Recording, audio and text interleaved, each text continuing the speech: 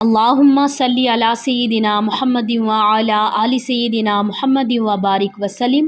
Daily Islamic network YouTube channel پر آپ سب کو خوش آمدید۔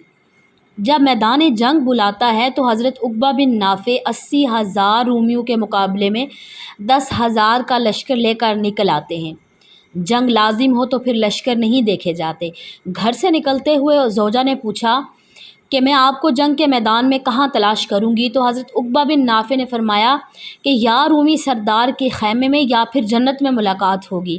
یاد کریں کہ جب خیبر کے دروازے پر مرہب نے حضرت علی رضی اللہ تعالیٰ عنہ کے مد مقابل آ کر کہا تھا کہ پورا خیبر جانتا ہے کہ میرا نام مرہب ہے، تو حضرت مولا علی کرم اللہ وجہ الکریم نے فرمایا تھا کہ میری ماں نے میرا نام حیدر رکھا ہے۔ یاد کرو کہ جب دجلہ کے کنارے حضرت سعد بن ابی وقاص نے ایرانیوں کے خلاف لشکر اتارا تھا تو وہ آپ کے پہنچنے سے پہلے انہوں نے دجلہ کے سارے پل توڑ دیے تھے۔ تو سعد رضی اللہ تعالیٰ عنہ سے پوچھا ان کے ساتھی نے کہ حضرت اب آگے کیا کرنا ہے؟ تو حضرت سعد بن ابی وقاص نے فرمایا کہ دریا میں گھوڑے اتارنے ہیں، اور کیا کرنا ہے؟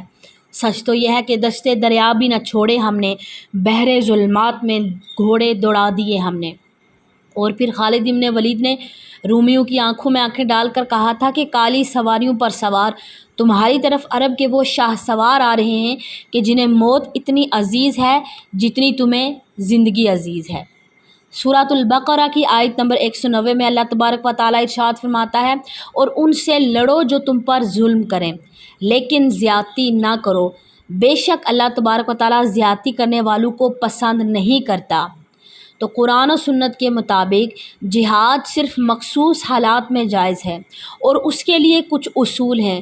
وہ اصول کیا ہیں کہ ظلم اور زیادتی کے خلاف دفاع کرنا ہے اپنوں کا اور اپنے ملک کا، دین کی آزادی کا تحفظ کرنا ہے، یعنی اگر کافر اسلام کی تبلیغ یا اس پر عمل کرنے سے روکیں تو مسلمانوں کو اپنی آزادی کی حفاظت کے لیے جد و جہد کرنی چاہیے۔ سورۃ البقرہ کی آیت نمبر 193 اور ان سے لڑو یہاں تک کہ کوئی فتنہ باقی نہ رہے اور دین خالصتاً اللہ تعالیٰ کا ہو جائے۔ اگر غیر مسلموں کے ظلم سے کسی قوم یا کسی گروہ پر زیادتی ہو رہی ہو تو ان کی مدد کے لیے بھی جہاد کرنا چاہیے۔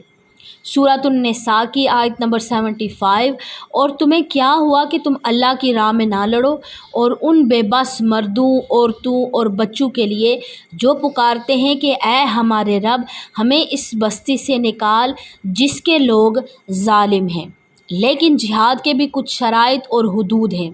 وہ کیا ہیں کہ جنگ میں عورتوں، بچوں، بوڑھوں اور غیر جنگجو افراد کو نقصان پہنچانا سختی سے منع کیا گیا ہے۔ امن کو ترجیح دینا چاہیے، یعنی اگر دشمن امن کی پیشکش کر دے تو اسے قبول کرنا ضروری ہے۔ سورۃ الانفال کی آیت نمبر 61 میں اللہ تعالیٰ نے ارشاد فرمایا اگر وہ صلح کی طرف مائل ہوں تو تم بھی صلح کی طرف مائل ہو جاؤ اور اللہ پر بھروسہ رکھو۔ اور اسلام کسی کو بھی زبردستی مسلمان بنانے کی اجازت نہیں دیتا کہ کوئی مسلمان نہیں ہو رہا تو ہم اسے مارنا شروع کر دیں کہ تم اسلام قبول کر لو۔ اسلام اس چیز کی اجازت نہیں دیتا۔ سورۃ البقرہ کی آیت نمبر 256 دین میں کوئی جبر نہیں ہے۔ کافروں کے خلاف جنگ کا مقصد کیا ہے؟ اسلام کا مقصد کافروں کو ختم کرنا یا ان پر حکومت کرنا نہیں ہے، بلکہ انصاف اور امن قائم کرنا ہے۔ اور جو کافر مسلمانوں کے خلاف جنگ نہیں کرتے تو ان کے ساتھ اچھے تعلقات اور انصاف کا حکم دیا گیا ہے۔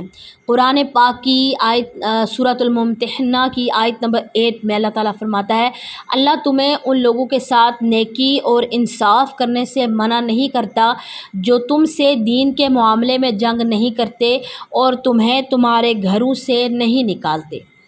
یعنی کافروں کے خلاف جہاد صرف ظلم کے خاتمے، دین کی آزادی اور مظلوموں کی مدد کے لیے کیا جاتا ہے۔ تو اسلام نے جہاد کے واضح اصول اور حدود مقرر کی ہیں تاکہ جنگ کو ناانصافی یا ذاتی فائدے کا ذریعہ نہ بنایا جا سکے۔